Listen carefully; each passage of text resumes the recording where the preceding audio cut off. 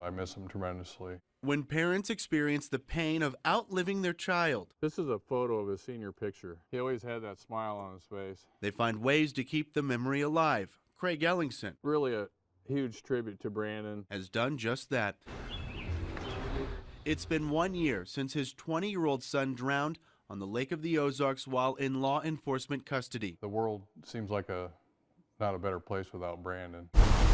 May 31st, 2014, just after 5 p.m.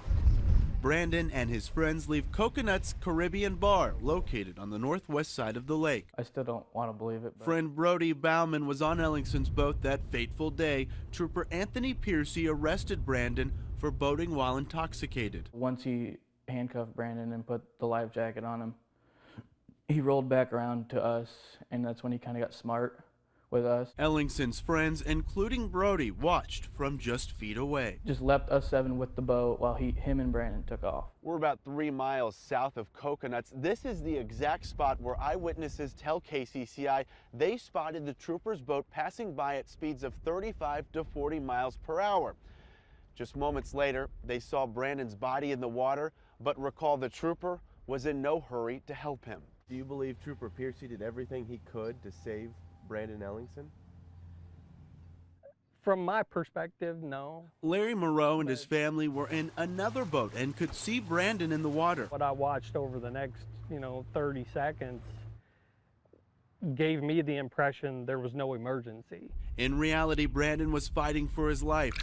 The 180-pound former football standout was restrained, treading like hell to keep his head above water.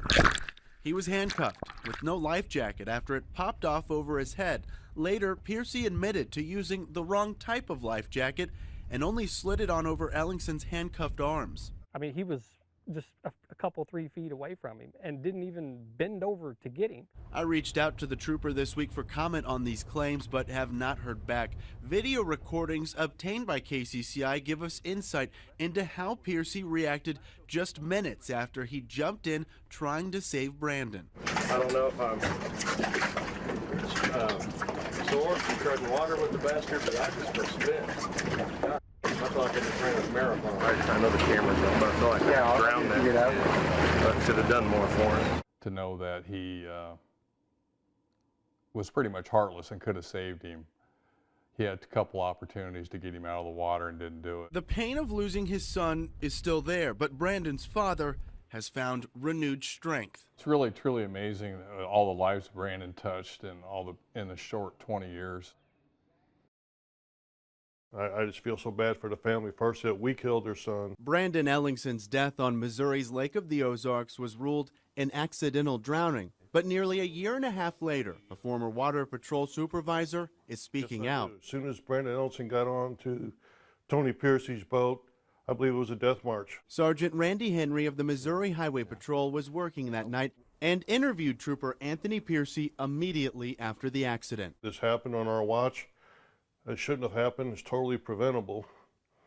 And then it was covered up. May 2014, Trooper Piercy arrests Ellingson for boating while intoxicated.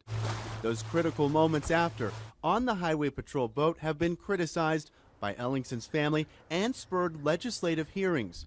Trooper Piercy admits he placed the wrong life jacket on Ellingson, who was handcuffed when he went overboard. He was totally defenseless in that boat. Sergeant Henry says the Highway Patrol hid key evidence during a coroner's inquest that ultimately cleared Piercy of facing criminal charges. The video reenactment of the boat speed was not shown. Critical witnesses, including myself, were not called in to testify. I was told the reason why I wasn't going to be there because I would muddy the waters. We traveled to the Ozarks. In an exclusive interview this week, Sergeant Henry tells KCCI Piercy should be held accountable for negligence on the water. Should someone have faced criminal charges for what happened on the lake that day? Yes, I believe so. What charges? Manslaughter, involuntary manslaughter. KCCI has repeatedly asked for comment from both Trooper Piercy and the Highway Patrol, but no one's talking. Henry officially retires next month. Now, the officer, who spent 3 decades loyal to the badge, says he is partly to blame for Ellingson's drowning. I was part of the system. I signed off on Tony Piercy to work the water. and you regret that now? Yes, I regret it 100%. It's something I may have to live with the rest of my life. Is this the day that you've been waiting for? It's the part of the journey. A journey Craig Ellingson says has taken far too long. 18 months after his son drowned on the Lake of the Ozarks, that trooper charged with involuntary manslaughter. Based on what he did to my son and his reckless abandonment and, gross negligence, what he did to Brandon obviously shows what kind of a human being he was. Anthony Piercy admits he put the wrong life jacket on Brandon, who went overboard handcuffed.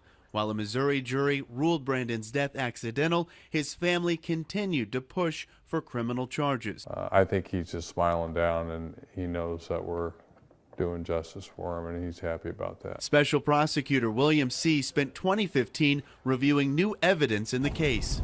I reviewed in its entirety boxes and boxes of reports, records with regard to Mr. Piercy's training and expertise, and everything that was done in the investigation. The Missouri Highway Patrol placed Piercy on leave without pay. Will you sleep better tonight knowing that Trooper Piercy is off the road and in custody? Yes, I believe the public will be much safer with him not on the road.